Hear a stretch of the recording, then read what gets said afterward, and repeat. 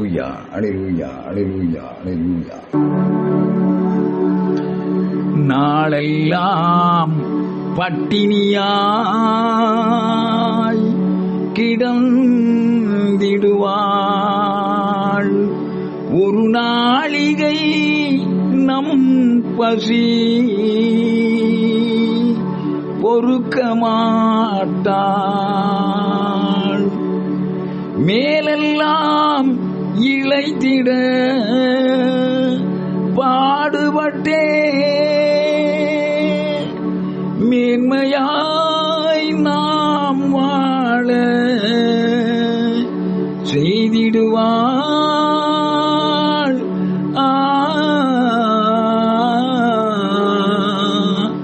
அன்னையை போல் ஒரு தெய்வமில்லை. அல்லேலூயா, அல்லேலூயா, அல்லேலூயா, அல்லேலூயா. இயேசுவின் தூய திருச்சிலுவை அடையாளத்தினாலே எங்கள் சத்துருக்களிடமிருந்து எங்களை ரட்சித்தரணும் எங்கள் சர்வேஸ்வரா.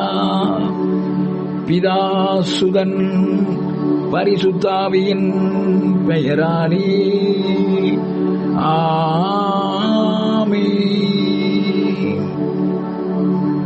என் நினைப்பாவே இருப்பவரே இயேசுவே, அப்பா உம்முடைய தூய கிருபையோடு ஆண்டவரே, பெண்கள் தாய்மார்கள் பெண்களாக படைக்கப்பட்டவர்கள் ஆண்டவரே உம்முடைய பரிசுத்த சன்னிதானத்தில் எவ்வாறாக திகழ்கிறோம், எவ்வாறாக திகழ வேண்டும், எவ்வாறாக திகழக்கூடாது என்ற சிந்தனைகளை ஆண்டவரே அப்பா இந்த நாளிலே தரப்போகிற கிருபைக்காக நன்றி கூறுகிறோம். ஆண்டவரே எங்கள் நினைப்பாவே இருப்பவரே ஏசையா, உங்களை நினைச்சாலே எங்கள் உள்ளமெல்லாம் துள்ளுதையா.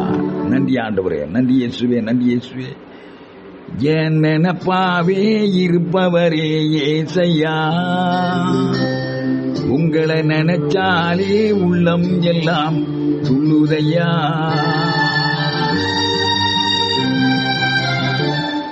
என் நினைப்பாவே இருப்பவரே ஏசையா, உங்களை நினைச்சாலே உள்ளம் எல்லாம் துள்ளுதையா.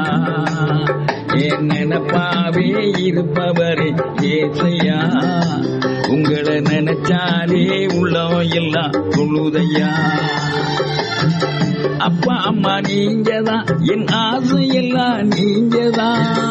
அப்பா அம்மா நீங்கதான், என் ஆசையெல்லாம் நீங்கதான். ஆதரவு நீங்கதான், என் ஆறுதலும் நீங்கதான். ஆதரவு நீங்கதான், என் ஆறுதலும் நீங்கதான். உங்க அன்புக்கு முன்னாலே இந்த உலகம் சிறுசுதான், அந்த வானத்தை போல உங்க மனசு பெருசுதான். உங்க அன்புக்கு முன்னாலே இந்த உலகம் சிறுசுதான், அந்த வானத்தை போல உங்க மனசு பெருசுதான். என் நினைப்பாவே இயேசுவே, இயேசுவே இரக்கமுள்ளவரே, நன்றி ஆண்டவரே. வல்லமை நிறைந்த உம்முடைய கரங்கள் எல்லா பெண்களையும் ஆசீர்வதிக்கட்டும் ஆண்டவரே. இயேசுவே இரக்கமாயிரும் ஆண்டவரே. நன்றி இயேசுவே, நன்றி இயேசுவே. ஆசீர்வதியும் ஆண்டவரே.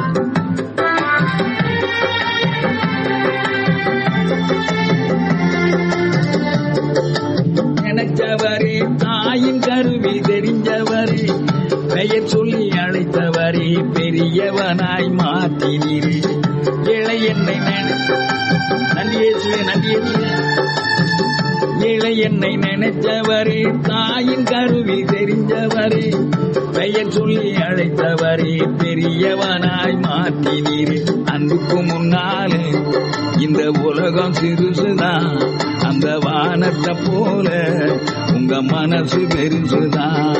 உங்க அன்புக்கு முன்னால இந்த உலகம் சிறுசுதான், அந்த வானத்தை போல உங்க மனசு பெருசுதான். என் நினைப்பாவே இருப்பவரே ஏசையா, உங்களை நினைச்சாலே உள்ளம் எல்லாம் துள்ளுதையா. பரிசுத்தரே நன்றி ஆண்டவரே. எவ்வாறெல்லாம் பெண்கள் இருக்கக்கூடாது என்று ஆண்டவரே அப்பா இந்த தவ நாட்களிலே சுட்டி காட்ட போகிற கிருபைக்காக அப்பா உமக்கு நன்றி ஆண்டவரே. வல்லமை நிறைந்த உம்முடைய வார்த்தைகள் கையாளப்படும் பொழுது ஆண்டவரே சர்வ ஜாக்கிரதையாக என்னை ஆசீர்வதியும் ஆண்டவரே. அப்பா, எவர் மனதிலும் காயங்கள் ஏற்படாதபடி தகப்பனே, உம்முடைய அன்பின் வார்த்தைகள் விதைக்கப்படுவதற்காக ஆசீர்வதியும் ஐயா. இயேசுவே, என் மேல் இரக்கமாயிரும். பரிசுத்தமானவரே இரக்கமாயிரும். சுகப்படுத்துபவரே இரக்கமாயிரும். பலப்படுத்துபவரே இரக்கமாயிரும். எங்கள் மேல், எங்கள் குடும்பத்தின் மேல் உம்முடைய பரிசுத்த தூதர் சேனைகள் இறங்குவார்களாக ஆண்டவரே. இயேசுவே நன்றி. மரியே வாழ்க. ஹல்லேலூயா. ஆமென், ஆமென், ஆமென். இறைமகன் இயேசுவில் அன்பார்ந்த சகோதர சகோதரிகளே, என்ன பிரதர் நீங்க முதல்ல சினிமா பாட்டு பாடிட்டீங்க? ஆமா அன்பார்ந்தவர்களே, இந்த உலகத்தில் படைக்கப்பட்ட அனைத்து ஜீவராசிகளிலும் உயிர்களிலும் மிக கொடுமுடியான கிரீடமாக அன்பார்ந்தவர்களே பெண் படைக்கப்பட்டாள். அல்லேலூயா. ஆண் களிமண்ணால படைக்கப்பட்டவன். ஆனால் பெண்கள் சதையினால் படைக்கப்பட்டவர்கள். எலும்பினால், என் எலும்பும் எலும்பும் சதையின் சதையுமாயிருக்கிறார். ஆமென். ஆண்டவருடைய பரிசுத்த தூய படைப்புகளில் தலை சிறந்த படைப்பு பெண்கள் அன்பார்ந்தவர்களே. நீங்க பாருங்க, மற்ற எல்லா பறவைகள் விலங்குகள் அனைத்திலும் பார்த்தீங்கன்னா ஆண் வர்க்கம்தான் அழகா கம்பீரமா சூப்பரா இருக்கும். ஆமா, ஆண் யானையை பார்த்தீங்கன்னா தந்தத்தோடு அப்படி அழகா இருக்கும். ஆண் சிங்கம் அப்படியே அந்த தலை பிடரை முட்டி அப்படி செலுத்திட்டு நிற்கும். அதே மாதிரி ஆண் கழுதை, ஆண் நாய், ஆண் வர்க்கம் பூராவும் சூப்பரா இருக்கும். அப்படியே நேர ஆப்போசிட் மனுஷன். அல்லேலூயா. படைக்கப்பட்டவர்களில் தலை சிறந்தவள் பெண்கள். மனிதனை விட, ஆணை விட 7 மடங்கு அனைத்து பகுதியிலும் சிறந்த முறையில் படைக்கப்பட்டவள் பெண்கள் அன்பார்கள். ஆகவேதான் ஆண்டவராகிய கடவுள் பெண்களுக்கு மாபெரும் அருமையான சுதந்திரத்தை கொடுத்திருந்தார். பார்த்துக்கங்க. ஆமென். நாம இந்த உலகத்துல எதை ரொம்ப நேசிக்கிறோமோ அதன் வழியாகத்தான் பேய் உள்ள வருவான் பாருங்க. நல்ல கவனிங்க. பிசாசுக்கு நாம எதை ரொம்ப நேசிக்கிறோமோ அது வழியா வருவான் அப்படிங்கறத ஜாக்கிரதையா இருக்கணும். அல்லேலூயா. இந்த அருமையாக படைக்கப்பட்ட தலை சிறந்த, அறிவில் சிறந்த, ஞானத்தில் சிறந்த பெண்மணி, அவள் தேர்ந்தெடுத்த அவளுடைய செல்ல பிராணிகளில் மிகச் சிறந்தது பாம்பு. அன்புக்குரியவர்களே, அன்பார்களே, பாம்பு சபிக்கப்படாவிட்டால் இன்றைக்கு கூட நம்ம வீட்டில், எல்லா வீட்லையுமே ஆளுக்கு 4 பாம்பு நம்ம வளர்ப்போம். அந்த அளவுக்கு அது மென்மையான, அருமையான, சிறந்த ஒரு பிராணி. பார்த்துக்கிறீங்க. ஹலோ, ஏவாள் தேர்ந்தெடுத்தது சாதாரணமானது இல்லை அன்பார்களே. ஆனால் அதன் வழியாக பிசாசினுடைய, பேயினுடைய சோதனை உள்ளே வரும் பொழுது தடுமாறிவிட்டால் அன்பார்களே. அல்லேலூயா, அல்லேலூயா. அப்படி தடுமாற்றம் அடைந்த பெண்களா நீங்கள், அல்லது சமயோஜித புத்தியோடு சிறந்த முறையில் வாழ்பவர்களா என்பதை பார்ப்பதற்காக இந்த நாளிலே இந்த இறை செய்திக்குள் பெண்களாகிய உங்கள் அனைவரையும் அன்போடு அழைக்கிறேன். அன்பார்களே, அன்பார்ந்தவர்களே, பெண்களைப் போல ஒரு சிறந்த பாசமுள்ள, உண்மையான அன்புள்ள பிராணிகள், ஜீவிகள் இந்த உலகத்தில் யாரும் கிடையாது. யோசித்து பாருங்க. நம்முடைய தாயினுடைய வயிற்றுக்குள்ள அந்த முதல் கருவா இருக்கும்போது 10-20 நாள்ல கண்டிப்பா அம்மா வயிற்றுல அடியோ அதிர்ச்சியோ பட்டிருந்தா அறிவியல் பூர்வமா நிரூபிக்கப்பட்டிருக்கு. கண்ணு தெரியாத குருட்டு பயலா பிறந்திருப்போம் சார். காப்பாத்துனது அம்மா மட்டும்தான், அம்மா மட்டும்தான், தாய் மட்டும்தான். ஆண்டவராகிய கடவுள் தன்னுடைய படைப்பாற்றலை அப்படியே சிறந்த முறையில் குழந்தைகளை உருவாக்கி தருவதற்கான மிகச் சிறந்த அருமையான யோசனைகளை, ஆமான் பாருங்க, சத்தியமா சொல்றேன். உங்க பிள்ளைகள் எந்தெந்த பிளட்ல எப்படி பிறக்கணும் அப்படின்னு பெண்களுக்கு கண்டிப்பாக போதிக்கப்பட்டிருக்கிறதான் பாருங்க. தானாகவே இருக்காது. தயவு செய்து கண்டுபிடிக்க. அன்பார்ந்தவர்களே, கணவருடைய பிளட் ஏபி பாசிட்டிவா இருக்கும், மனைவியுடைய இது பிளட் பி பாசிட்டிவா இருக்கும், பிறக்கிற குழந்தைக்கு ஓ பாசிட்டிவ். எப்படி சார்? எப்படி? எப்படி? அதை தீர்மானிப்பவள் அல்லது அதை நிர்வாகிப்பவள் யார் என்றால் பெண்கள், தாய். அன்பார்ந்தவர்களே, அம்மா வயிற்றுல அந்த முதல் கருவாய் இருக்கும்போது அடிபட்டிருந்தா குருட்டு பயலா பிறந்திருப்போம். காப்பாற்றிய அன்பு தெய்வம் அம்மா. அன்பார்ந்தவர்களே, பெண்கள் 3-4 மாத கருவாய் இருக்கும்போது அம்மா வயிற்றுல அடியோ அதிர்ச்சியோ பட்டிருந்தா அம்மா கண்டிப்பா முட்டவர்களாக, கை கால் சூம்பியவர்களாக, விளங்காதவனா பிறந்திருப்போம். உண்மைதான். ஆனா நமக்கு கை காலம் நல்லா இருக்க ஒரே ஒரு காரணம் தான் தெரியுது பாருங்க, எங்க அம்மாவுடைய முகம் தெரியுது எனக்கு. யோசிச்சு பாருங்க, கண்ணீரா வருதான் பாருங்க. முழு நிறை மாத கர்ப்பிணியாக இருக்கும் பொழுது அம்மா வயிற்றுல அடியோ அதிர்ச்சியோ பலமாக பட்டிருக்கும் என்றால் நல்ல கண்ணு தெரியும், மூக்கு இருக்கும், காது இருக்கும், எல்லாமே இருக்கும். ஆனா பிட்யூட்டரி பாதிக்கப்பட்டு மென்டலாக, ஆட்டிசமாக, சுய புத்தி பாதிக்கப்பட்டவர்களாக பைத்தியங்களா பிறந்திருப்போம் சார். உலகத்தில் நிறைய பேர் இருக்கிறாங்க. நம்மை காப்பாற்றிய தெய்வம் இதோ கண்களில் உங்களுக்குள்ளே பார்த்து கொண்டிருக்கிறீர்கள்.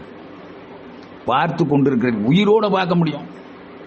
அப்படியே நம்ம அம்மாவை நினைச்சு பார்த்தோம்னா கண்ணீரோட அந்த புன்னகை பூத்த அந்த முகத்தை பார்க்கும்போது அன்பார்ந்தவர்களே, சத்தியமா எவனுமே மனதுடையிருவான்.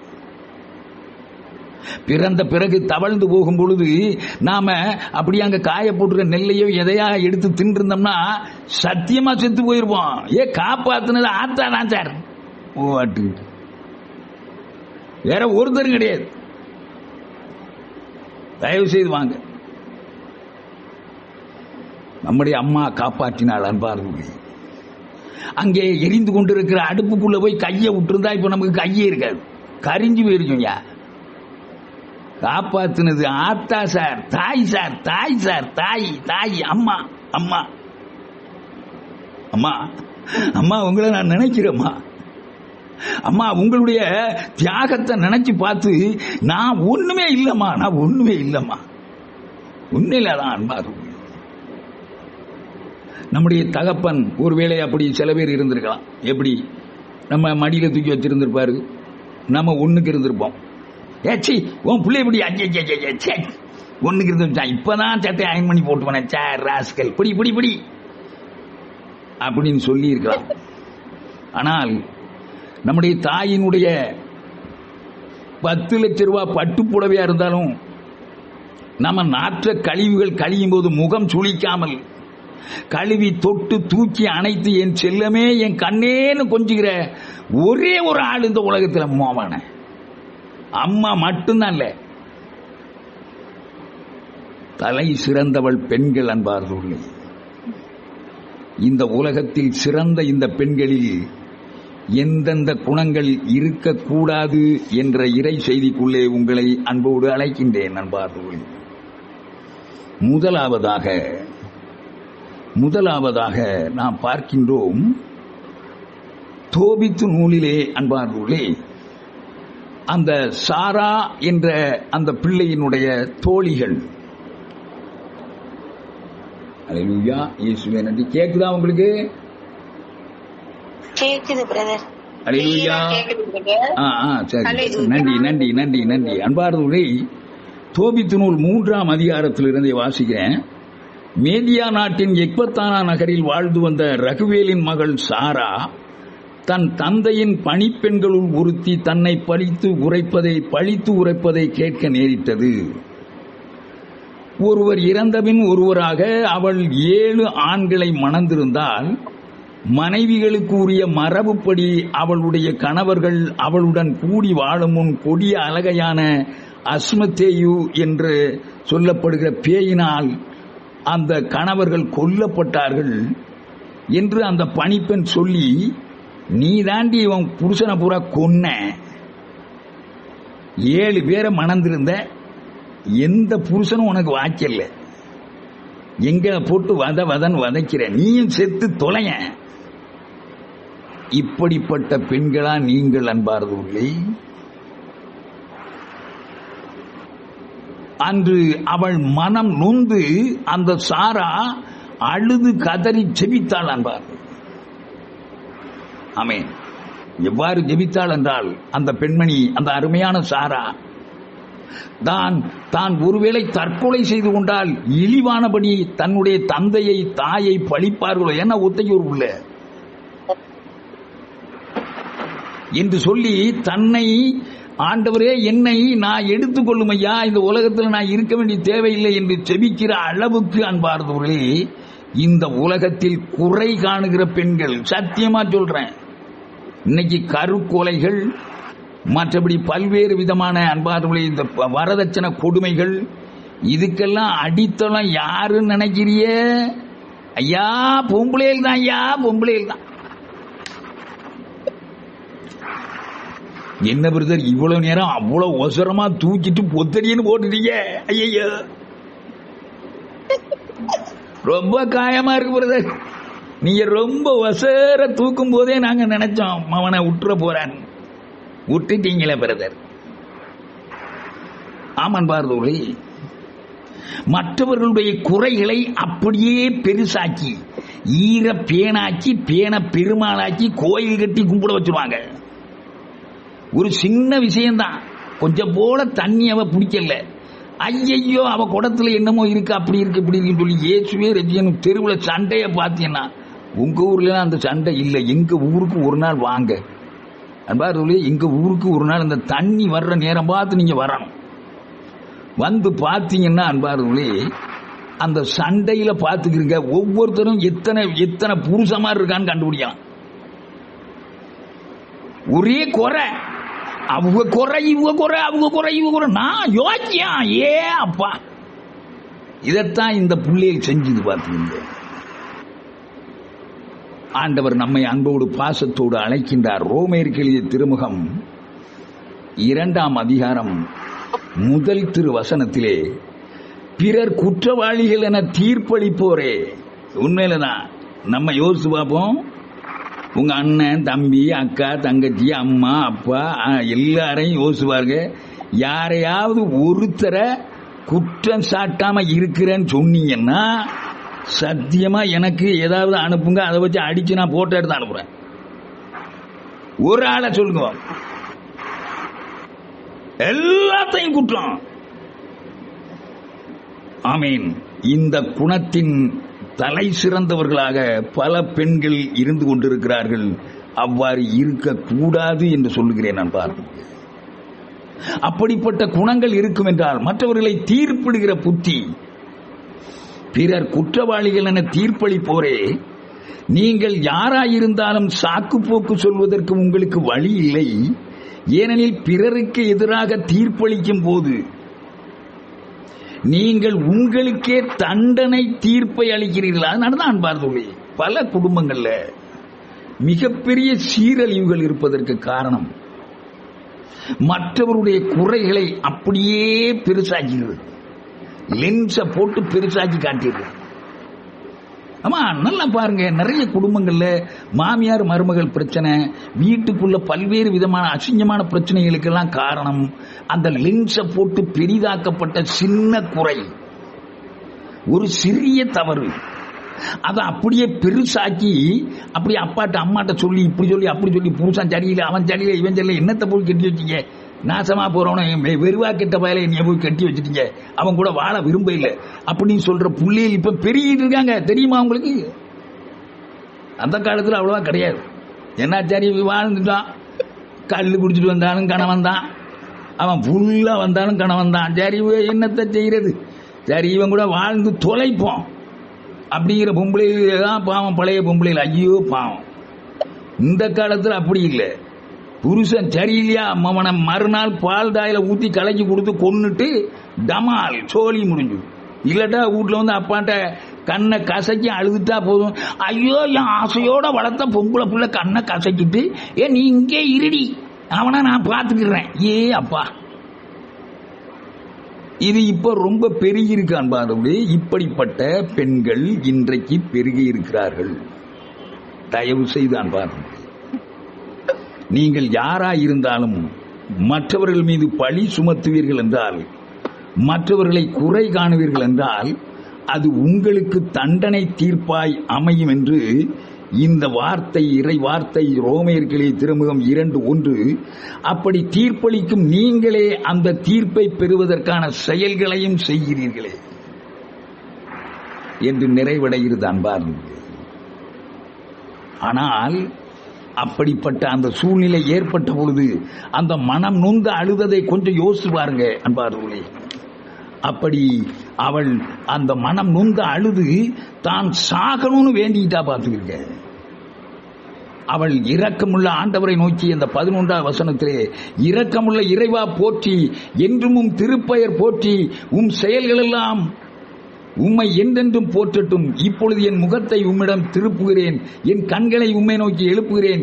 இந்த உலகில் இருந்து நான் மறைந்துவிட கட்டளையிடும் ஆண்டவரே. இத்தகைய பழி சொற்களை நான் இனியும் கேட்காதிருக்க செய்யும் ஆண்டவரே. அப்பா, நான் மாசற்றவள் என்பதும் எந்த ஆணுடனும் உடல் உறவு கொண்டதில்லை என்பதும் உமக்கு தெரியும் ஆண்டவரே. இந்த 7 புருஷன் நான் நாடு கடத்தப்பட்டு வாழும் இந்த இடத்தில் என் பெயரையோ என் தந்தையின் பெயரையோ இழிவுபடுத்தவில்லை ஆண்டவரே. ஐயா, நான் என் தந்தைக்கு ஒரே பிள்ளை, அவருக்கு வாரிசாக வேறு குழந்தைகள் இல்லை, அவருக்கு சகோதரர் இல்லை, நான் மணந்து கொள்ளத்தக்க நெருங்கிய உறவினர் யாரும் இல்லை ஆண்டவரே. ஐயா, என் கணவர்கள் 7 பேர்களையும் ஏற்கனவே இழந்து விட்டேன் ஆண்டவரே. இனியும் நான் ஏன் வாழ வேண்டும் ஆண்டவரே?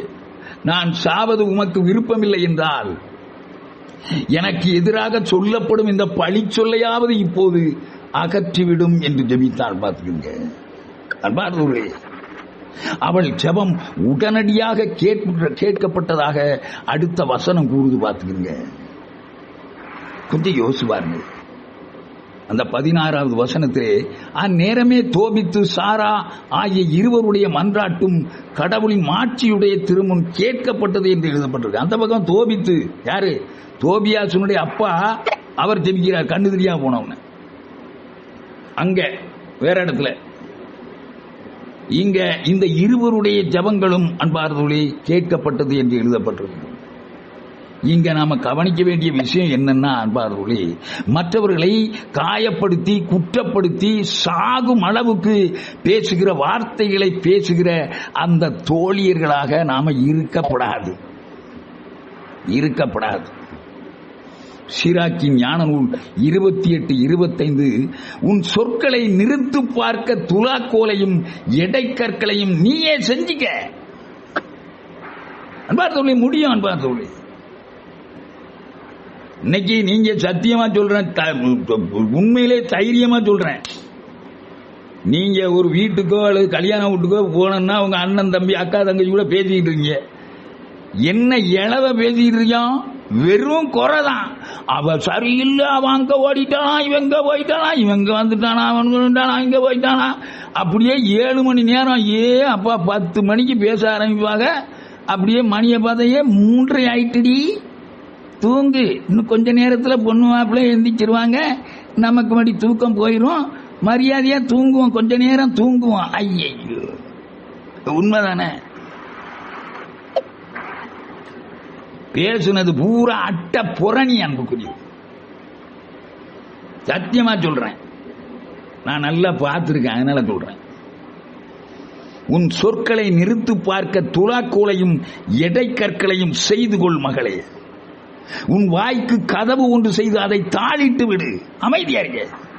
இந்த தவக்காலத்தில் அன்பார்ந்தவர்களே, ஒரு வாரத்தில் ஒரு நாள் காலையிலிருந்து சாயந்தரம் வர மௌன விரதம் அப்படின்னு ஒரு பேப்பர்ல போட்டு அப்படி கழுத்தில் தொங்க போட்டுருங்க. பேசவே விடா, பேச மாட்டேயா, இன்னைக்கு பேச்சு கிடையாது. அப்பா, எவ்வளவு பிரச்சனை குறையும்னு அந்தந்த குடும்ப தலைவனுக்கு தெரியும். அப்பாடா, போட்டாட்டி மௌன விரதம்டா, அப்பாடா, இன்னைக்கு தாண்டா உலகத்திலே நிம்மதியான நாள் ஆட்டு சொல்லலாம் ஒருவேளை. ஆமென். அங்கே 28ஆம் அதிகாரம் சீராக்கின் ஞான நூல் 26, நாவால் தவறாதபடி எச்சரிக்கையாயிருங்கள், இல்லையே உனக்காக பதுங்கி இருப்போர் முன் நீ வீழ்ச்சிடுவாய். யாரு? பேய்தான், நம்ம பாம்பங்கள். எதை நீ ரொம்ப நேசிக்கிறியோ அதன் வழியா பேய் உள்ள வந்துட்டான். பார்த்தீங்களா? அப்படியே ஆண்டவருடைய வார்த்தையே பொய்யாக்கிட்டான் பாருங்க. அதை நம்பிட்டான்ல அவ.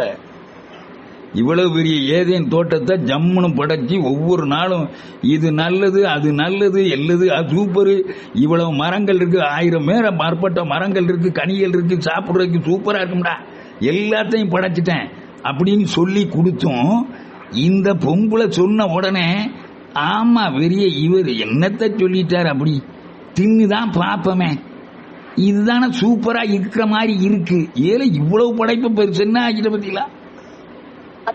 காரணம் இந்த பெண்மணியினுடைய பலவீனம் அன்பார்ந்து. அதனால தயவு செய்து பெண்கள் கவனிக்க. இந்த இணைப்புல எங்க போனாலும் சரிதான், எந்த ஜப கூட்டம் போனாலும் சரிதான், ஆம்பளைகள் கூட்டம்னா நேற்று அந்த ஊருக்கு போயிருந்தேன்ல, ஒரு ஊர்ல நேற்று ஜப கூட்டம் நடத்த போயிருந்தேன். 2 65 வயசு கிழவர்களை தவிர மற்ற எல்லாம் பொம்பளைகள், அவளும் பொம்பளைகள் தான் இருந்தாங்க. எங்க பார்த்தாலும் பொம்பளை கூட்டம் தான். எதுக்கு ஆன்மீகம்னாலும் சரி எதுனாலும் சரிதான். ஆமா ஆன்மீகத்திலாம் சொல்றேன், வேற என்னத்தை நாம பார்த்தோம். கோயிலுக்குள்ள போய் பார்த்தீங்கன்னா பெண்கள் தான் அதிகம். இப்ப கூட பாருங்க இந்த இணைப்புக்குள்ள இருக்கிறீங்க அவ்வளவு பேரும் பெண்கள். ஆண்கள் அப்படியே கணக்கெடுத்து பார்த்தோன்னா தலை நரைத்த ஒரு 50-60 வயதுக்கு மேற்பட்டவர்கள் அரை தூக்கத்தில் கேட்டுக்கொண்டிருக்கிற ஏதோ 3 பேர் இருப்போம். ஐயோ நானும் சேர்ந்துதான். எபேசியர்களை திருமுகம் 4:29 கெட்ட வார்த்தை எதுவும் உங்கள் வாயில் வரக்கூடாது. இதான் இன்றைக்கு இந்த தோபித்து நூலிலே சொல்லப்பட்டிருக்கிற அந்த தோழியர்களாக இருக்கக்கூடாத நிலைமைக்கான சிறந்த ஒரு வழிமுறை. கெட்ட வார்த்தை பேசாதீங்கப்பா. ஏன் நாய ஏ பேய கூப்பிடாதீங்க அன்பார். ஆமா அன்பா தோழி, புருஷனை ஏன் கடவுள் நம்மளை விட மூத்தவர்களா கல்யாணம் பண்ணணும்னு சொன்னார் தெரியுமா? மதிப்பு கொடுக்குறதுக்காக. மதிப்பு கொடுக்குறதுக்காக. இந்த காலத்துல புருஷனை பொண்டாட்டியெல்லாம் பேர் சொல்லி கூப்பிடுறாங்க. ஐயோ பாவம். எங்க ஊரெல்லாம் புருஷனை பேர் சொல்லி கூப்பிட்டா கன்னத்துல ஒரு பக்கம் சதையே இருக்காது, பிச்சு எடுத்துருவோம், ஒரே அடிதான், நொறுக்கிடுவோம். இப்ப அப்படி இல்லை. ஓ பேர் சொல்லி ஏ ஜேன் வாயா வா அண்ணா அந்த அதை எடு, என்னத்த பெரிய இவன் மாதிரி பேசிக்கிட்டு இருக்க அப்படின்னு சொல்ற அளவுக்கு போயிட்டு. ஆமா என்னுடைய மனைவிலாம் எவ்வளவு தூரமா இருந்தாலும் அன்பார்களே அதானு கூப்பிடா, அதோட நான் செத்தேன், முடிஞ்சது, சோழி முடிஞ்சது. அந்த காலத்திலிருந்து இந்த காலம் வர, ஆமா 1985 மே மாசம் மதியம் 5ஆம் தேதி மதியம் 2:30 மணிக்கு ஆரம்பிச்ச எங்கள் காதல் இன்றைக்கு வர 1 கிராம் கூட குறையாம ஓடிட்டு இருக்கு. அன்னையிலிருந்து இன்னைக்கு வர அன்பார்ந்த என் மனைவி எனக்கு 5 வயசு குறைஞ்சவ. என் மனைவி அத்தான்கிற வார்த்தைக்கு மறுவயசு பேச மாட்டான். உடனே நீங்க உங்க மனைவியை ரொம்ப வசனமா சொல்றீங்க. ஐயோ அவ வண்டவாளத்தை இப்ப தண்டவாளத்துல ஏத்துனா ஒரு 15,000 கிலோமீட்டர் ஓடும். இப்ப வாயை பொத்திக்கிருவோம், மறுபடி அவ வேற கேட்டுட்டு இருப்பா. ஆகவே அன்பார்களே கெட்ட வார்த்தை எதுவும் வாயில் வரலாகாது. முதலாவது நாம் படித்துக் கொண்டிருக்கிற படிப்பினை அன்பார்களே. ஆமா யாக்கோபு எழுதிய திருமுகத்திலே 3:9 தந்தையாம் ஆண்டவரை போற்றுவதும் அதே நாவுதான். இறை புகழ்ச்சியில ஆண்டவரை பயங்கரமா புகழ்றோம். கடவுளின் சாயலாக உண்டாக்கப்பட்ட மனிதரை தூற்றுவதும் அந்த நாவாலே. போற்றுதலும் தூற்றுதலும் ஒரே வாயிலிருந்து வருகிற என் சகோதர சகோதரிகளே, இவ்வாறு இருக்கக்கூடாது. ஒரே ஊற்றிலிருந்து நல்ல தண்ணீரும் உவர் நீரும் சுரக்குமா என்று கேள்வியோடு அந்த முதல் பகுதியை நிறைவு செய்கிறோம் அன்பார்ந்த. இயேசுவே நன்றி, மரியே வாழ்க, இயேசுவே தாவீதின் மகனே என்மேல் இரக்கமாய். அடுத்ததாக ஒரு பெண்மணியை பார்க்கிறோம். அந்த பெண்மணி பேர் அத்தலியா. அத்தலியா என்ற பெண்மணியை நாம் 2 குறிப்பேடு 22ஆம் அதிகாரத்தில் எருசலேம் வாழ் மக்கள் 22ஆம் அதிகாரம் 2 குறிப்பேடு 22:1 எருசலேம் வாழ் மக்கள் யோராமுக்கு பதிலாக அவனுடைய இளைய மகன் அகசியாவை அரசராக்கினார்கள். ஏனெனில் அரேபியருடன் பாளையத்திற்குள் நுழைந்த கொள்ளை கூட்டத்தினர் மூத்த பிள்ளைகள் அனைவரையும் கொன்றுவிட்டார்கள். இவ்வாறு யூதாவின் அரசன் யோராமின் மகன் அகசியா ஆட்சி பொறுப்பேற்றான். அவன் ஆட்சி ஏற்ற பொழுது அவனுக்கு வயது 42. ஒரே ஆண்டுதான் அவன் எருசலேமில் ஆட்சி செய்தான். ஒம்ரியின் மகளான அத்தலியா என்பவளே அவன் தாய். அவனும் ஆகாபு வீட்டாரின் வழிமுறைகளை பின்பற்றினான். தீய வழியில் நடப்பதற்கு அவன் தாயின் கெடுமதியே காரணம். நல்ல கவனிங்க அன்பார்ந்த அம்மாக்களே, அன்பார்ந்த தாய்மார்களே, இங்கே சொல்லப்பட்ட வார்த்தையை கவனிங்க. ஆகாபு வீட்டாரின் வழிமுறைகளை பின்பற்றினான். அவன் தீய வழியில் நடப்பதற்கு அவன் ஆத்தாதான் காரணம். அப்பா, இதெல்லாம் ரொம்ப பெரிய உண்மை பிரதர். ஆத்தா சொல்ல புள்ள கேட்டு பொண்டாட்டி அடிச்சு நொறுக்கிற குடும்பங்கள் நிறைய இருக்கான் பாரு. பொண்டாட்டிகிட்ட முழு அன்பையும் காட்ட முடியாதபடி எத்தனையோ ஆத்தாள்கள் தடையாக இருக்கிறார்கள். இல்லைன்னு மட்டும் சொல்லிடுறாங்க. அவன் பொண்டாட்டி கூட ஒழுங்கா இருக்கணும் அப்படிங்கிறது நிறைய ஆத்தாள்களுக்கு சத்தியமா முடிய மாட்டேங்குது. அப்படிப்பட்ட பொம்பளைகளுக்கு சத்தியமா கனமா இருக்கிறாங்க பாரு. 4ஆம் வசனத்திலே, அவன் ஆகாபின் வீட்டாரை போல் ஆண்டவரின் பார்வையில் தீயன செய்தான். ஏனெனில் அவன் தந்தை இறந்தபின் அந்த குடும்பத்தாரே அவனுக்கு ஆலோசகராக இருந்தார்கள். அகசியா அவருடைய ஆலோசனையின்படி நடந்து ஆகாபின் மகனும் இஸ்ரேலின் அரசனுமான யோராமுடன் சேர்ந்து கொண்டு சிரியா மன்னன் அசாவேலுக்கு எதிராக ராமோத்தில் போர் தொடுத்தான். அங்கே சிரியர் யோராமை தாக்கினார்கள். சிரியா அரசன் அசாவேலுடன் ராமாவில் போரிட்ட பொழுது தனக்கு ஏற்பட்ட காயங்களை குணப்படுத்திக் கொள்ள இஸ்ரேலுக்கு திரும்பினான். ஆகாபின் மகன் யோராம் நோயிற்றிருந்ததை காண்பதற்காக யூதாவின் அரசனும் யோராமின் மகனுமான அகசியா இஸ்ரவேலுக்கு சென்றான். அகசியா யோராமை பார்க்க சென்றது கடவுளின் திருவுளப்படி அவனது வீழ்ச்சிக்கு காரணமாக அமைந்தது. அவன் இஸ்ரேலுக்கு வந்ததும் யோராமுடன் சிம்னியின் மகன் ஏகுவிடம் சென்றான். ஆகாபின் குடும்பத்தை அழிப்பதற்காக கடவுளால் திருப்பலிவு செய்யப்பட்டவன் இந்த ஏகு என்று எழுதப்பட்டிருக்கிறது. அன்பார், என்ன பிரதர், ஒண்ணுமே புரியல பிரதர், ரொம்ப குழப்புறீங்களே, என்னத்தை வாசிக்கிறீங்க அப்படின்னு நீங்க கேட்கலாம். 8ஆம் வசனம், ஏகு ஆகாபின் குடும்பத்தாருக்கு உரிய தண்டனை தீர்ப்பை நிறைவேற்றி கொண்டிருந்த பொழுது, அமேன், அகசியாவிடம் பணியாற்றிய யூதாவின் தலைவர்களையும் அகசியாவுடைய சகோதரரின் பிள்ளைகளையும் அவன் அலுவலர்களையும் கண்டு அவர்களை கொன்று ஒழித்தான். நல்லா கவனிங்க. ஆத்தாளுடைய சொல்ல கேட்டு அசிங்கமான செயல்களில் ஈடுபட்டதால் இந்த பெரிய தலைமுறை கொல்லப்பட்டது. அன்பார்கள், 10ஆம் வசனத்திலே பார்க்கிறோம், அகசியாவின் தாய் அத்தலியா தன் மகன் இறந்ததை அறிந்ததும் கொதித்து எழுந்து யூதா வீட்டு அரச வழிவினர் அனைவரையும் கொன்று ஒழித்தாள் என்று எழுதப்படும். அவ்வளவு பயங்கரமா இருந்திருக்கு அந்த பொம்பளை. ஆமேன். அப்படிப்பட்டவர்களாக அன்பார்களே, நம்மை அர்ப்பணிக்காதபடி நம்முடைய பிள்ளைகள், ஆமா ஆண்டவர் சொல்லியிருக்காரு அன்பார்களே, ஒரு மனிதன் திருமணமானதும் அவனுடைய குடும்பம் கண்டிப்பாக அவனுடைய மனைவியோட அவனுடைய சந்தோஷமா இருக்கிறதுக்கு அனுமதி கொடுக்க வேண்டிய மிக முக்கியமான நபர் யார் என்றால் தாய் அன்பார்கள். இந்த உலகத்தில் சிறந்த ஒரு மிகப்பெரிய அருமையான படைப்பு தாய். அந்த தாய் அவனுடைய சந்தோஷத்தை தான் தான் நிர்மாணிக்கணும் அப்படின்னு நினைக்கும் பொழுது தொலைஞ்சு போச்சு, முடிஞ்சு போச்சு. இந்த உலகத்தில் அவனுக்கு தாய்க்கு பின் தாரம் கொடுக்கப்பட்டிருக்கிறார் என்ற சிந்தனையோடு செயல்படாத பெண்மணிகள் நாம் அன்பார்ந்தவர்களே நிறைய பேர்கள் இருந்தால் அவர்களுக்காக ஜெபிக்கவும் அவர்கள் மனம் திரும்பவும் இந்த இடத்திலே நம்மை அர்ப்பணிப்போம் அன்பார்ந்தவர்களே. ஆமேன். ஏனென்றால் அன்பு என்ற அந்த கோட்பாடு இல்லாததால் இவ்வாறான செயல்பாடுகள் வருகிறது அன்பார்ந்தவர்களே. 2 குறிப்பேடு 23 1 முதல் 21 வரை நீங்கள் வாசிப்பீர்கள் என்றால் இந்த அன்பினுடைய தன்மையை நாம் சரியானபடி கைக்கொள்ள வேண்டும் என்று தீர்மானிப்போம் அன்பார்களே.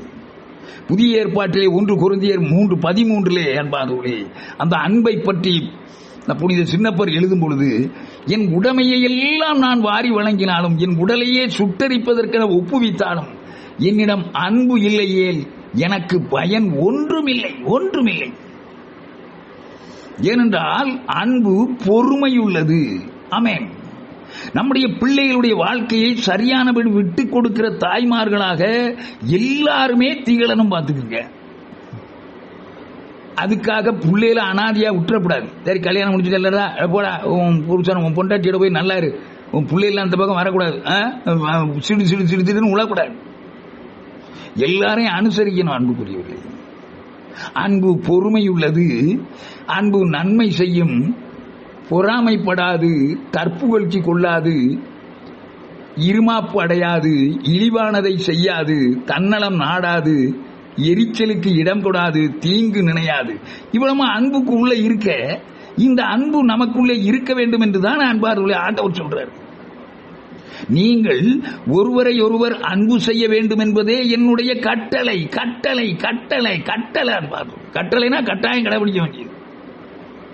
ஆமா, ஒரு பொருத்தமற்ற கணவன் இருந்தாலும் அல்லது பொருத்தமற்ற தாய் இருந்தாலும் மருமகள் இருந்தாலும் அன்பார்களே, அவர்களை அதே பழைய நிலையில் அன்பு செய்ய முடியுமா? அதுக்கு பேர் தான் அன்பு. அவ்வளவுதான். நான் உங்களை அன்பு செய்தது போல நீங்களும் ஒருவரை ஒருவர் அன்பு செய்ய வேண்டும். நீங்க என்னை எவ்வளவு சிறையில் அடிச்சாலும், என்ன சிலுவையில் அரைஞ்சாலும், நான் உங்களை அன்பு செய்தது எப்படியோ அதே போல நீங்களும் அன்பு செய்ய வேண்டும் என்பது என்னுடைய கட்டளை என்று ஆண்டவர் கூறுகிறார் அன்பார்கள். ஆகவே அவ்வாறாக இந்த அத்தலியாவை போல இல்லாமல் இருக்கிற அன்பார்களே, ஒரு நல்ல ஒரு பெண்மணியாக அன்னையர்கள் தாய்மார்கள் திகழும்படியாக தயவு செய்து ஒரு தீர்மானம் பண்ணுங்க. உங்க பிள்ளைகளுக்கு இடையூறாகவோ அல்லது உங்க பிள்ளைகளுடைய பல்வேறு வகையான பகை வைராக்கியத்துக்கு நீங்கள் சாம்பிராணியாகவோ இல்லாமல் அன்பார்களே தயவு செய்து வாங்க. ஆமா. அடுத்ததாக மூன்றாவதான ஒரு பெண்மணி ஈசபேல் என்று சொல்லக்கூடிய இயேசபேலின் ஆவி. ரொம்ப மோசமான ஆவி என்பார்கள். 1 அரசர்கள் புத்தகம் 19ஆம் அதிகாரத்தில் நாம் பார்க்கின்றோம் அன்பார்களே, எலியா செய்த அனைத்தையும் பொய் வாக்கினர் அனைவரையும் அவர் வாளினால் கொன்றதையும் ஆகாபு ஈசபேலுக்கு தெரிவித்தான். ஆகாபுன்னா யாரு? புருஷன். இவன் என்ன செய்யறான்? பொஞ்சாதிட்ட சொல்றான். நல்லா கவனிங்க. முதல்ல பார்த்தோம் இளம் பெண்கள், இரண்டாவது ஆத்தாள், இப்ப பார்க்கிறோம் மனைவி. நல்லா கவனிங்க. இந்த புருஷன் தன்னுடைய பலவீனத்தை யார்கிட்ட சொல்றான்? பொஞ்சாதிட்ட சொல்றான். அந்த ஈசபேல் என்பவள் அன்பார்களே, ஈசபேலின் ஆவி என்றாலே விபச்சாரத்தின் ஆவி. விபச்சாரத்தின் ஆவி. தன்னுடைய சுகம், தன்னுடைய மகிழ்ச்சி தான் முக்கியம். அட்டையை போன்றவர்கள் ரத்தத்தை உறிஞ்சி முடிகிறது வர உறிஞ்சி குடிக்கிற அந்த ஆவி இருப்பவர்கள் இந்த ஈசபேலின் ஆவி உடையவர்கள் அன்பார்கள். எனவே ஈசபேல் 1 அரசர்கள் புத்தகம் 19:2 வாசிக்கிறோம். எலியாவிடம் தூது அனுப்பி, யாரு எலியா? யாரு? எவ்வளவு பெரிய இறைவாக்கி, அந்த 450 பேரையும் வெட்டி சாட்சியவர் பார்த்துக்கிறேன். அவரையே தன்னுடைய வார்த்தையால பாருங்க, நீ அவர்களது உயிரை பறித்தது போல நானும் நாளை இந்த நேரத்துக்குள்ள ஒரே நாள்ல மோமன உன் உயிரை பறிக்காவிட்டால் தெய்வங்கள் எனக்கு தண்டனை கொடுக்கும் என்று சொல்லும்படியாக ஆள் அனுப்பினால் பறந்துட்டார் மனுஷன். யாரு? எலியாவே ஓடிட்டார். எலியாவையே விரட்டி விடுற அளவுக்கு அன்பார்களே ஒரு பெண்மணியினுடைய ஆவி இருந்தது என்றால் அது ஈசபேலுடைய ஆவி. ஆமா, ஆமன்பார்களே. 1 அரசர்கள் புத்தகத்தில் 21ஆம் அதிகாரத்திலிருந்து அந்த சம்பவங்கள் கொடுக்கப்பட்டிருக்கிறது. 1 முதல் 25 வரை வாசிப்பீர்கள் என்றால் அங்கே ஒரு ஏழையினுடைய ஒரு இந்த இதுக்கு தண்டனை கொடுக்கறதுக்கு தான் ஆண்டவர் அந்த இதை ஏற்படுத்துறார். பார்த்துக்கங்க. ஒரு ஏழையினுடைய வயல்காடு இந்த ஆகாபு அரசனுடைய எல்லைக்கு உள்ள இருந்தது. அந்த வயக்காட்டை இவன் போய் அந்த ஏழைகிட்ட கேட்கிறாரு. அந்த ஏழை கொடுக்க மாட்டேன்ட்டான். உடனடியா அதே மாதிரியே பொண்டாட்டியில தலையணி மந்திரம் மோதுறாரு. இப்படி என்ன செய்யறது தெரியல, ஈசபேல் இப்படி என்ன செய்யறான்? அப்படியா? நீங்க ஒண்ணு கவலைப்படாங்க, அவன் மேல ஏதாவது ஒரு பழிய குற்றத்தை போட்டு அவனை கொன்னுறனா, பயப்படாங்க, உங்களுக்கு நான் அதை சொந்தம் வாங்கி தரேன். இப்படிப்பட்ட மனைவியர்கள், இல்லத்து அரசிகளாக இருக்க வேண்டியவர்கள் இல்லத்து அரக்கிகளாக நிறைய குடும்பங்கள்ல, அது அந்தந்த புருஷனுக்கு தான் தெரியும்.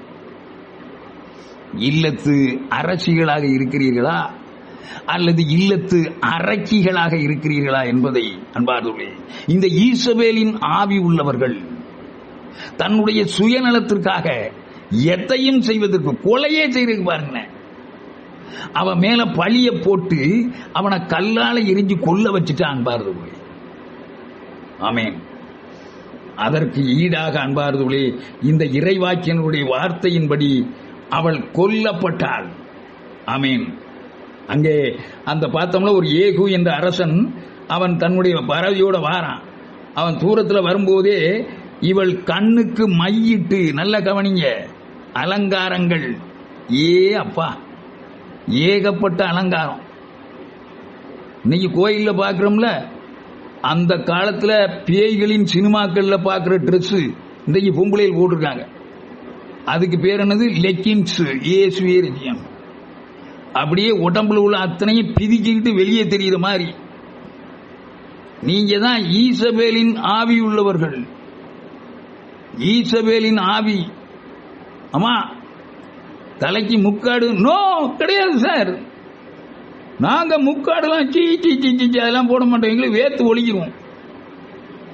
நான் இன்னைக்கு இந்த நம்ம அருங்குடை ஜப ஊழியங்கள்ல அந்த அருங்குடை இல்லத்துக்கு நான் போயிருந்தேன்.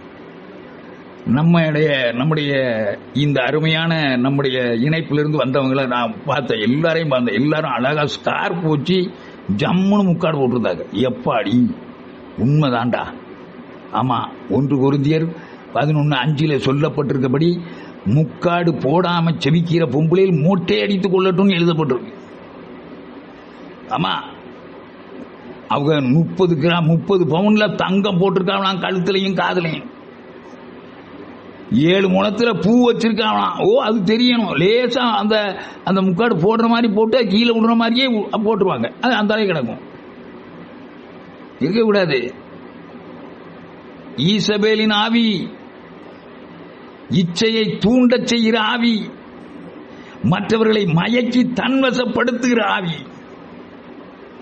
ஆமேன்.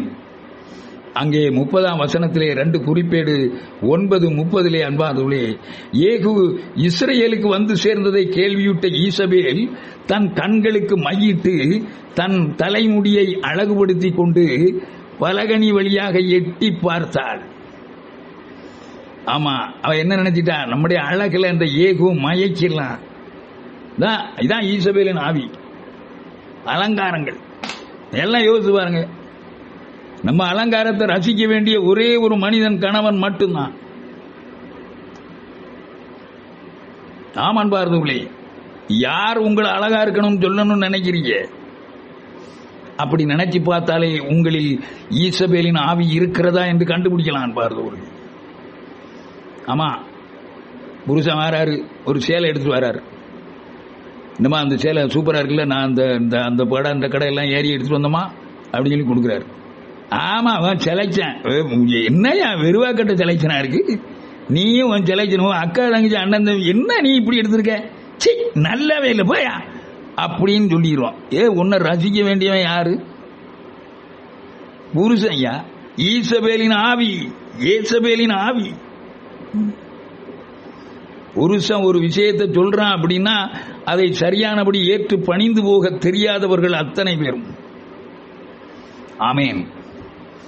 அங்கே ஏகு நகர வாயிலில் நுழைந்த பொழுது அவள் உன் தலைவனை கண்டு கொலை செய்து சிம்ரிக்கு நிகரானவனே, சமாதான நோக்கோடுதான் நீ வருகிறாயா என்று கேட்டாள். அங்கிருந்து இந்த ஏகு முகத்தை உயர்த்தி பலகனியை பார்த்து, பலகனினா அந்த அவன் நிக்கிட்டு இருக்கால பால்கனி, அதை பார்த்து சொல்றான், ஏங்க என் சார்பில் எவனா இருக்கியாடா அப்படின்னு சத்தம் போட்டு கேட்கிறாரு ஏகு. ஆமா நாங்க இருக்கிறோம் அப்படின்னு 3 பேர் அங்க கை தூக்குனாங்க. அப்படியே அவளை தூக்கி கீழே போடுங்கடா. அங்கே இருந்து மாடியிலிருந்து கீழே தலைகீழ தூக்கி போட்டானோ, தோழி முடிஞ்சு. அவளது ரத்தம் மதில் சுவரிலும் குதிரைகள் மீதும் சிதறியது. அக்குதிரைகள் அவளை காலால் மிதித்து கொன்று போட்டன. தோழி முடிஞ்சு. தான் நரகத்தில் நடக்கும். அவள் உள்ளே சென்று அந்த ஏகு உண்டு குடித்த பின், நீங்கள் போய் அந்த சபிக்கப்பட்டவளை தகுந்த மரியாதையுடன் அடக்கம் செய்யுங்கள், ஏனெனில் அவள் ஒரு அரசனுடைய மகள் என்றான். அவர்கள் அவளை அடக்கம் செய்ய சென்ற பொழுது அவளுடைய மண்டை ஓடு, கால்கள், உள்ளங்கைகள் தவிர வேறு ஒன்றையும் அவர்கள் காணவில்லை. ஏனென்றால் அந்த இறைவாக்கினுடைய சாபத்தின்படி அங்கே நாய்கள் நக்கி தின்று கொண்டிருந்தது. அன்பார்கள், அந்த எலியாவின் வழியாக ஆண்டவர் உரைத்த வாக்கு இவ்வாறாக நடந்தது என்று வாசிக்கிறோம். அன்பார்கள், இஸ்ரேல் நிலப்பகுதியில் ஈசபேலின் உடலை நாய்கள் தின்னும். ஆமா, 37 வசனத்தில் ஈசபேலின் பிணம் இஸ்ரேல் நிலப்பகுதியில் சாணத்தை போன்று கிடப்பதை பார்த்த எவரும் இதுதான் ஈசபேல் என்று கூற முடியாத அளவுக்கு இருந்தார்கள். ஆமன்பார்கள், மற்றவர்களை ஏளனம் செய்து பார்ப்பவர்கள் ஈசபேலின் ஆவியுடையவர்கள். நீதிமொழிகள் 10:17-5 ஏழையை ஏளனம் செய்கிறவர் அவனை உண்டாக்கிறவரையே இகழுகிறார். இதை சொன்னால, கவலைப்படாதையா, அவன் நாபோத்தினுடைய நிலம் தானே, கவலைப்படாத, அவன் ஏழை, அவனுக்கு யாரும் இல்லை. இப்படி ஒரு பழியை சொல்லி உண்மையில அரசாங்கத்துக்கு விரோதமாக நடந்தான்னு ஒரு பெரிய பெரிய பஞ்சாயத்து தீர்ப்பு சொல்லி அவனை கல்லால் எறிஞ்சு கொண்டுட்டோம்னா, செத்து போயிட்டா, அவன் நிலம் உனக்கு தான். ஏழையை ஏளனம் செய்கிறவர் அவரை உண்டாக்கினவரையே இகழுகிறார். பிறருடைய இக்கட்டை பார்த்து மகிழ்ச்சி அடைவர் தண்டனைக்கு தப்ப மாட்டார். நீதிமொழிகள் 22:22 ஒருவர் ஏழையா இருக்கிறார் என்று அவரை வஞ்சிக்காதே, ஒருவர் ஆதரவின்றி இருக்கிறார் என்று அவரை நீதிமன்றத்தில் சிறுமைப்படுத்தாதே. ஏனென்றால் ஆண்டவர் அவர்களுக்காக வாதாடுவார். அவர்களது உயிரை வாங்க பார்க்கிறவர்களின் உயிரை அவர் பறித்துக் கொள்வார். சோழி முடிஞ்சது, வந்துருங்க தயவு செய்து. ஆகவே நீதிமொழிகள் 28:13 சொல்லப்பட்டபடி இந்த ஈசபேலுடைய ஆவி ஒருவேளை நம்மை தாக்குவதாக இருக்கும் என்றால், தம் குற்றப்பழிகளை மூடி மறைப்பவரின் வாழ்க்கை வளம் பெறாது. அவற்றை ஒப்புக்கொண்டு விட்டு விடுகிறவர், ஆமென், அவற்றை ஒப்புக்கொண்டு விட்டு விடுகிறவர் கடவுளின் இரக்கத்தை பெறுவார் என்று சொல்லப்பட்டிருக்கிறது. அன்பார்ந்தவர்களே, தயவு செய்து வாங்க. ஈசபேலின் ஆவியே, என்னை விட்டு போ. ஆண்டவரே, அப்பா, உம்முடைய பரிசுத்த வல்லமை மிக்க கரங்கள் ஒருவேளை என்னுடைய உடல் ஆசைகளை தூண்டக்கூடியதாகவும் அல்லது என்னுடைய பல்வேறு விதமான ஆசைகளுக்காக மற்றவர்களை நான் இகழ்வதற்கும் துச்சமாக நினைப்பதற்கும் ஒருவேளை காரணமாக நான் இருந்திருப்பேன் என்றால் என்னை மன்னியும் ஆண்டவரே. நான் அவர்களை விட அழகா இருக்கிறேன், இவர்களை விட நல்லா இருக்கிறேன் அப்படிங்கிற எண்ணங்கள்லாம் எனக்கு வேண்டாம் ஆண்டவரே. அப்பா, என்னுடைய அலங்காரங்கள் தகப்பனை மற்றவர்களை இடரல் படுத்தாதபடி ஆண்டவரே என்னை ஆசீர்வதிக்க வேண்டும் என்று ஒப்புக் கொடுக்கிறேன். ஆமேன். அடுத்ததாக மீகால் என்ற ஒரு பெண்மணியை பார்க்கிறோம். அன்பார்களே, இயேசுவே நன்றி, மரியே வாழ்க. 1 சாமுவேல் 14:49 சவுல் அரசருக்கு பிறந்த புதல்வர்கள் யோனத்தான், இஸ்வி, மல்கிஸ்வா மற்றும் அவருடைய 2 புதல்வியர்கள் இருந்தாங்க. 2 பொம்பளை பிள்ளைகள். மூத்தவ பேர் மோராபு, இளையவள் பேர் மீகால். இந்த மோராபு தான் இந்த தாவீது நம்ம கோலியாத்தை அடிச்சு நொறுக்கும் போது அவளை தான் கண்டி கொடுக்கலான்னு இருந்தார். ஆனா தாவீது சின்ன பையனா இருந்ததுனால அதை விரும்பல. ஆனா அன்பார்ந்தவர்களே, இந்த மீகா என்ற அந்த பெண்மணி, அந்த இளையவள், இந்த தாவீதை விரும்பினா. பார்த்துக்கிட்டு தாவீத அரசரை கல்யாணம் பண்றதுக்கு விரும்புறான். அப்பதான் இந்த சவுல் திட்டம் போடுறார். ஆஹா, இப்படி இவனுக்கு கல்யாணம் பண்ணி வச்சுட்டா கண்டிப்பா பெலிஸ்தியர்களுக்கு கோபம் வரும், கண்டிப்பாக நிச்சயமாக அப்படியே இவனை அங்க அனுப்பி அவனை கொல்றதுக்கு ஏதாவது வழி பண்ணிடலாம் அப்படின்ட்டு தாவீதை கூப்பிட்டு, எப்பா தாவீது இங்க வா, இப்படி என் மகள் மீகா உன்னை ரொம்ப விரும்புறான்னு உனக்கும் தெரியும், அதனால அவளையே நான் கல்யாணம் பண்ணி தரேன். ஆனா ஒரு கண்டிஷன். என்ன கண்டிஷன்?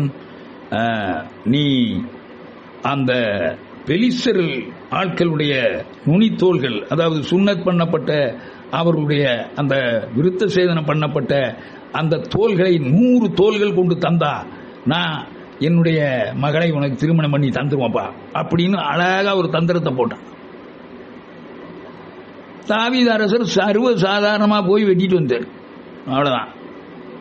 இப்ப கல்யாணம் முடிஞ்சிட்டு சார். நல்லா கவனிங்க. இப்ப மீகாலை போல நாம இருக்கக்கூடாது என்பதற்கு தான் இப்ப சொல்லிட்டு இருக்கேன்.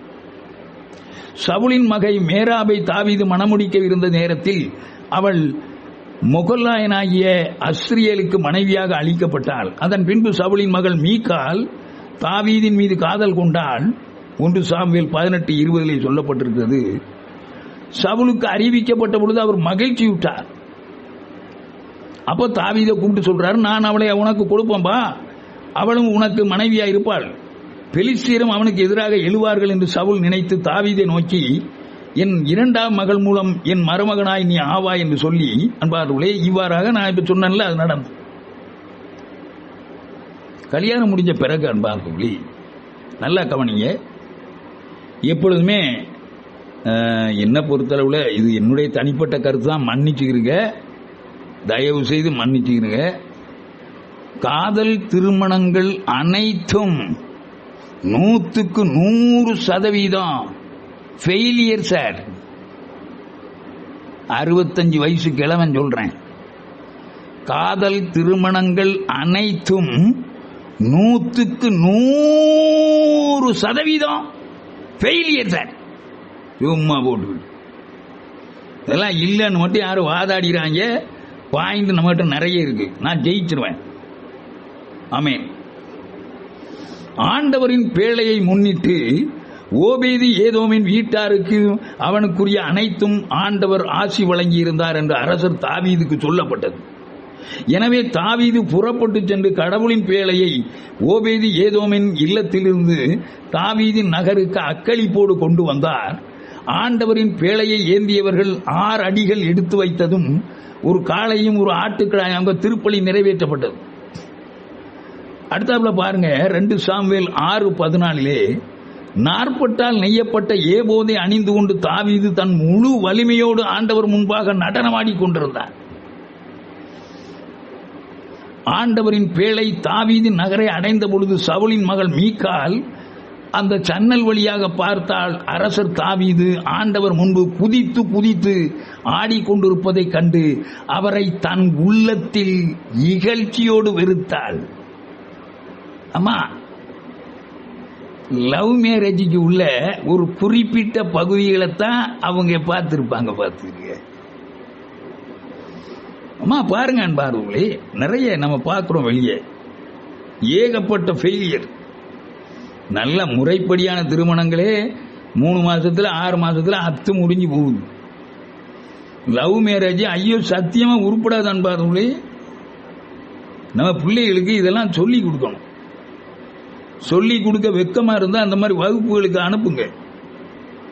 ஆலோசனைக்காரர்கள் நிறைய பேர் இருக்கிறார்கள். ஆம் அன்பார்களே, இன்றைக்கு தருதலை பிள்ளைகள் பெருகிக் கொண்டிருக்கிறார். தன்னுடைய விருப்பத்தின்படி, தன்னுடைய ஆசையின்படி, தன்னுடைய பொருத்தமானபடி தனக்கு ஒரு துணையை தேடிக்கொள்கிற ஒரு தருதலைத்தனம் இன்று பெருகிக் கொண்டிருக்கிறது அன்பார்களே. இந்த மீகா பாருங்க, இந்த தாவீது அரசர் நடனமாடினத அவ இழிவா சொல்றான்.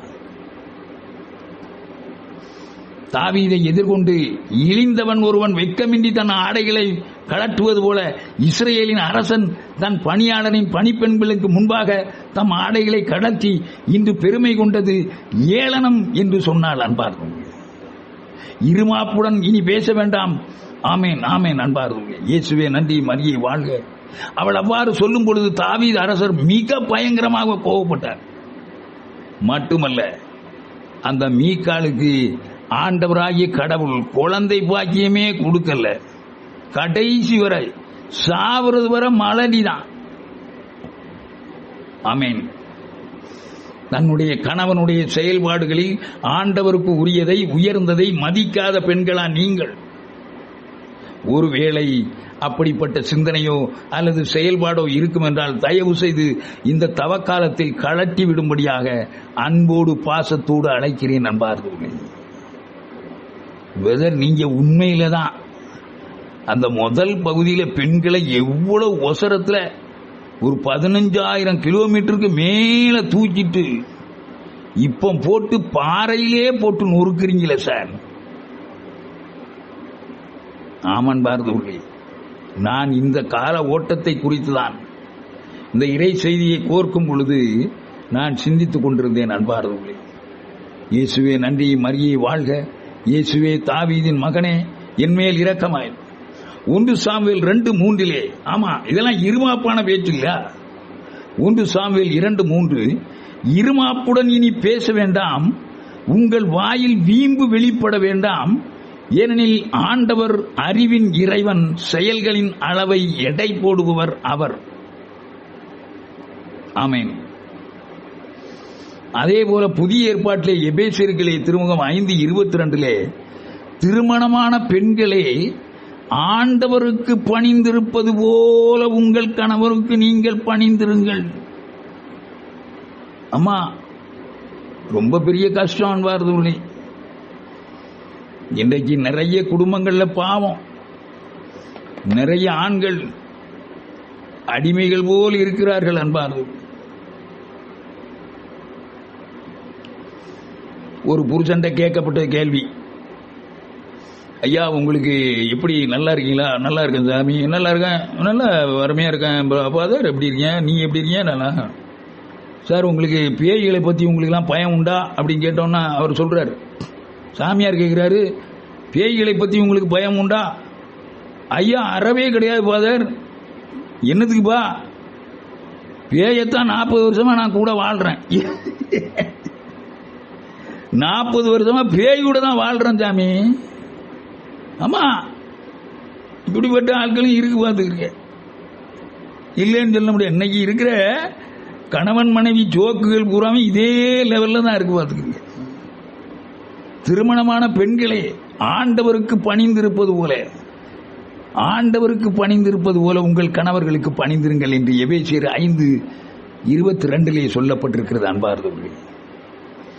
அடுத்ததான ஒரு பெண்மணி ஆமானின் மனைவி சிரேஸ் என்பவள். நல்லா கவனிங்க. மற்ற இனத்தார்களை இகழ்வாக நினைப்பவர்கள், சாதி பாகுபாடு பார்ப்பவர்கள், அந்த இனத்தையே அழிக்க வேண்டும் என்று நினைப்பவர்கள், சி இவெல்லாம் கீழ் சாதி, இவெல்லாம் ரொம்ப கீழே, இவெல்லாம் மேலே அப்படிங்கிற எண்ணம் உடையவர்களாக இருக்கிற ஒரு பொம்புல தான் இந்த சிரேஸ் என்ற ஆமானின் மனைவி. எஸ்தர் நூலிலே அன்பார்ந்தவர்களே, ஆமான் என்பவருக்கு ஒரு மனைவி இருந்தால் அவள் பேரு சிரேஸ். அந்த புருஷன் வந்து சொல்றான், அரசர் வந்து, ஐயா நல்லா கவனிங்க, அர்த்தசஸ்ஸா மன்னர் பூகையனும் அம்மத்தாவின் மகனுமாகிய ஆமானை பெருமைப்படுத்தி தம் நண்பர்களிடையே மிகச் சிறந்த இடத்தை அவனுக்கு வழங்கினார். மன்னரின் கட்டளைப்படி அரண்மனையில் பணிபுரிந்த அனைவரும் அவனுக்கு வணக்கம் செலுத்தினார்கள். ஆனால் மொர்தகாய் என்ற அவன் ஒருத்தன் வணக்கம் செலுத்தல்ல. நல்லா கவனிங்க. இப்ப வணக்கம் செலுத்தல்ல அப்படின்னு சொன்ன உடனே இதை போய் இவர் என்ன செய்யறாரு, தன்னுடைய மனைவியிடம் சொல்றார். பாரதூலி, ஏன்னா அவன் வணங்காத காரணம் வந்து அவன் சொல்லிட்டான். யாரு? மொர்தகாய் சொல்லிட்டாரு, நான் வந்து நாங்க இஸ்ரேல், நாங்க யூதர்கள்பா, நாங்க வந்து எந்த காரணம் உண்டு மனுஷர்களுக்கு இதெல்லாம் போட மாட்டோம், துதியெல்லாம் கிடையாது, ஆண்டவராகிய கடவுள் ஒருவருக்கே துதி அப்படின்னு சொல்லிட்டான். உடனே இவன் என்ன, ஆஹா இப்படிப்பட்ட இனத்தையே அழிச்சிடணும்டா, இவனை மட்டும் இல்ல, அந்த விருப்பை அன்பார்களே தன்னுடைய மனைவியுடைய சாம்பிராணியினால அதிகப்படுத்திட்டான். ஆமென். அப்படிப்பட்டவர்களாக, மற்றவர்களை இழிவாக கருதுபவர்களாக, சாதி பாகுபாடு நிறைய இருக்குல்ல அன்பார்களே, உண்மைதானே பிரதர்? ஏன்னா என்னுடைய மகனுக்கு நல்ல ஒரு பொண்ணா பாருங்க பிரதர். அப்படியா? எப்படிமா நீங்க எப்படி, அந்த கொஞ்சம் விவரத்தை சொல்லுங்க பிரதர். வனத்தில் அலைஞ்சாலும் இனத்தில் அடையணும் பார்த்துக்கிறீங்க. நாங்க வந்து இந்த ஆள்க அதே வகையில் கிடைச்சா நல்லா இருக்கும். ஏம்மா நீங்க கிறிஸ்தவர்கள் தானே? ஆமாங்கோ, நாங்க கிறிஸ்தவர்கள் தாங்கோ, உண்மைதாங்கோ. ஆனா ஐயோ, ஆனா அவனா ஈனா ஈயன்னா அக்கண்ணா அவ்வளவும் நாங்க பார்ப்போம். ஆனாவுக்கு வேற சுழி, ஈனாவுக்கு வேற சுழி. நாங்க அப்படிலாம் செய்ய மாட்டோம் சார். நாங்க பந்தல் போட்டு பேசிக்கிறோம், மேடை போட்டு பேசிக்கிறோம், சாதியை பார்ப்பதில்லை. ஆனால் எங்கள் பிள்ளைகளோ பெண் பிள்ளைகளோ ஆண் பிள்ளைகளோ எங்கள் சாதியை விட தரக்குறைவான ஒரு சாதியை மணக்கிறது என்றால் உடனடியாக அருவாள் எடுத்து வெட்டுவதும் ஆணவ கொலை செய்வதும் நாங்கள் தான். இந்த ஆணவ கொலை செய்கிற கூட்டத்தில் உள்ளவதான் இந்த சிரேஷ் அன்பார்ந்தவர்களே. அவள் அங்கே அவர்கள் வைத்திருந்த அந்த கோலிலேயே அவர்கள் குடும்பமே கொலை செய்யப்பட்டதான் பாருங்கள். ஆமா, எல்லாத்துக்கும் ஒரு பெரிய பதிலை கடவுள் உள்ளே வச்சிருக்கிறார் அன்பார். தயவு செய்து வேறுபாட்டு சிந்தனையோடு பார்க்காதீங்க, தரக்குறைவானவர்களாக நினைக்காதீங்க மக்களை. எல்லாரையும் அவர்களை நம்மை விட மேலாக நினைக்க வேண்டும் என்று ஆண்டவர் நம்மை அழைக்கின்றார் அன்பார்ந்தவர்கள். இயேசுவே நன்றி, மரியை வாழ்க. இயேசுவே தாவீதின் மகனே என்மேல் இரக்கமாய். நீதிமொழிகள் புத்தகத்திலே 14:1 ஞானமுள்ள பெண்கள் தம் இல்லத்தை கட்டி எழுப்புகிறார்கள், ஆனால் அறிவற்றவரோ தம் கைகளை கொண்டே அதை அழித்து விடுகிறார். இதான் ஆவதும் பெண்ணாலே அழிவதும் பெண்ணாலே அப்படிங்கிற பழமொழிக்கு இந்த வார்த்தைகள் நீதிமொழிகள் புத்தகத்தில் 14:1 தான் காரணம் அன்பார். நீதிமொழிகள் 12:2 நல்லவர்கள் ஆண்டவரது கருணையை பெறுவார்கள், தீய சூழ்ச்சி செய்வோரை அவர் கண்டிப்பார் என்று எழுதப்பட்டிருக்கிறது அன்பார். நீதிமொழிகள் 12:3 பொல்லாங்கு செய்து எவரும் நிலைத்ததில்லை, நேர்மையாளரின் வேரை அசைக்க முடியாது. அதுபோல 4ஆம் வசனமும் சேர்ந்து பாடிக்கிறேன். பண்புள்ள மனைவி தன் கணவனுக்கு மணிமுடியாவாள், இழிவு வருவிப்பவள் அவனுக்கு எலும்புருக்கியை போன்றவள். எலும்புருக்கின்னா காச நோய். ஆமா, அவள் இருப்பாள் என்று எழுதப்பட்டிருக்கிறது அன்பார். இயேசுவே நன்றி, மரியை வாழ்க. அடுத்ததாக அன்பார்ந்தவர்களே, நாம பார்க்கிறோம் சாலமோனின் ஆட்சி காலத்திலே அங்கே 2 விலை மாதர்களை பார்க்கிறோம். அங்கே 2 விலை மாதர்கள் அன்பார்ந்தவர்களே, 1 அரசர்கள் புத்தகம் 3:14 ஒரு நாள் 2 விலை மாதர்கள், நல்லா கவனிங்க, சாதாரண பொம்பளைன்னு எழுதப்படல, சாதாரண பெண்கள் என்று எழுதப்படல, தாய்மார்கள் என்று எழுதப்படல. 2 விலை மாதர்கள் அரசர் முன்னிலையில் வந்து நின்றார்கள். அவர்களில் ஒருத்தி, என் தலைவரே, இந்த பெண்ணும் நானும் ஒரே வீட்டில் குடியிருக்கிறோம். அந்த வீட்டில் அவள் என்னுடன் இருந்த பொழுது நான் ஒரு குழந்தையை பெற்றெடுத்தேன்.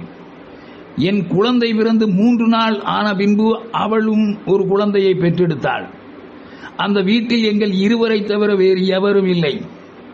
இவள் இரவில் தூங்கும்போது தன் மகன் மீது புரண்டு படுத்ததால் அந்த பிள்ளை இறந்து போய்விட்டது. அவள் நள்ளிரவில் எழுந்து, உம்முடைய பணிப்பெண்ணாகிய நான் தூங்கிக் கொண்டிருக்கும் போது என் அருகில் கிடந்த என் மகனை எடுத்து தன் நெஞ்சருகில் வைத்துக் கொண்டு இறந்த தன்னுடைய மகனை எங்கிட்ட படுக்க போட்டுட்டார். விடியற்காலையில் நான் பிள்ளைக்கு பால் கொடுக்க நான் எழுந்த பொழுது ஐயோ, அது செத்து கிடந்தது.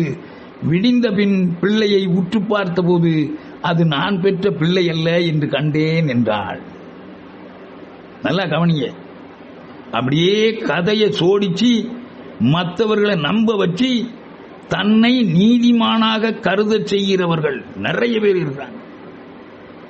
தன்னை ஒரு பெரிய நியாயவதியாக காட்டி அந்த அரசன் முன்னால அப்படி மனதுருக்கத்தோடு அழுறா. ஐயோ, என் பிள்ளைய கொன்னு போட்டுட்டா, இவ ஏன் பிள்ளைய எடுத்துக்கிட்டா, எடுத்து தன் பிள்ளைன்னு சொல்றா, சாமி இதுக்கு நீதி வழங்குங்க அப்படின்னு சொல்லும் போது அதை கேட்ட அந்த இன்னொரு தாய் சொன்னா, ஆண்டவனே, உயிரோடு இருப்பது என் குழந்தை தான், செத்து போனது அவ பிள்ளை. முதல் பெண்ணோ, இல்லை இல்லை, செத்த பிள்ளை தான் உன்னுடையது, உயிரோடு இருக்கும் பிள்ளை என்னுடையது என்று 2 பேரும் வாதாடிய பொழுது அன்பார்ந்தவர்களே, இந்த கதை உங்களுக்கு நல்லா தெரியும். அப்போ இந்த சாலமோன் அரசர் அன்பார்ந்தவர்களே அங்கே அந்த பிள்ளையை, ஒரு வாங்கப்பா, இந்த பிள்ளைய 2ஆ வெட்டி இந்த பிள்ளை இவளுக்கு அவனுக்கு கொடுங்கப்பா அப்படின்னு சொன்ன உடனே உடனடியா அந்த தன்னுடைய பிள்ளை செத்து போச்சே, இவருடைய அசட்டைத்தனத்தால செத்து போச்சு இல்ல, அந்த தாய் ஆஹா ஓகோன்னு சிரிக்கிறா. ஆனா இந்த தாய் அரசன் காலில் விழுந்து சொல்றா, அரசே ஐயா, அந்த குழந்தையை கொல்லாதீங்க ஐயா, ஐயா அந்த குழந்தையை உயிரோட அவட்டே கொடுத்துருங்க, பரவாயில்லை, என் புள்ள அவட்ட வளர்ந்தாலும் உயிரோடு இருக்க முடியாது, போதும் ஆண்டவரே அப்படின்னு சொல்லும் போது அரசன் அங்கே அவளை தண்டித்து அந்த குழந்தையை பெற்று வாங்கி இவளுக்கு கொடுத்ததாக சாலமோனின் ஞான நூலில் எழுதப்பட்டிருக்கிறது அன்பார்களே. மற்றவர்களை நயமாக பேசி நம்ப வைப்பது அன்புக்குரியவர்களே. அப்படிப்பட்டவர்களாக இல்லாதபடி நாம் செயல்பட வேண்டும் என்று இங்கே பார்த்த இந்த 6 பெண்களில் நாம் யாராயிருக்கிறோம் என்ற கண்ணோட்டத்தோடு ஜெபித்து நிறைவு செய்வோம். பரிசுத்த பிதாவே, அப்பா, பெண்களாகிய மாண்புமிக்க நாங்கள் இந்த உலகத்தில் தலை சிறந்த படைப்பு ஆண்டவரே, அழிவுக்கு காரணமான இந்த 6 குணங்கள், இந்த 6 விதமான பண்புகள் அல்லது அந்த 6 விதமான தீமைகள் அப்பா எங்களில் வேறறுக்கப்படும்படியாக ஒப்புக் கொடுக்கிறோம் ஆண்டவரே. ஐயா, பெண்களாகிய எல்லார் மீது இரக்கமாயிருங்க ஆண்டவரே. இயேசுவே, உம்முடைய வல்லமை மிக்க கரங்கள் ஆசீர்வதித்து வழி நடத்த வேண்டும் என்று ஒப்புக் கொடுக்கிறோம். பரிசுத்த தந்தையே, உம்மோடு என்றென்றும் வாழ்ந்து ஆட்சி செய்கிற எங்கள் ஆண்டவராகிய இயேசு வழியாக அப்பா உம்மை மன்றாடுகிறோம். அம்மா மரியே, இறைவனின் மாதாவே, பாவிகளாயிருக்கிற எங்களுக்காக எப்பொழுதும் எங்கள் இறப்பின் வேளையிலும் வேண்டிக் கொள்ளுங்கள் அம்மா. ஆமேன், ஆமேன், ஆமேன்.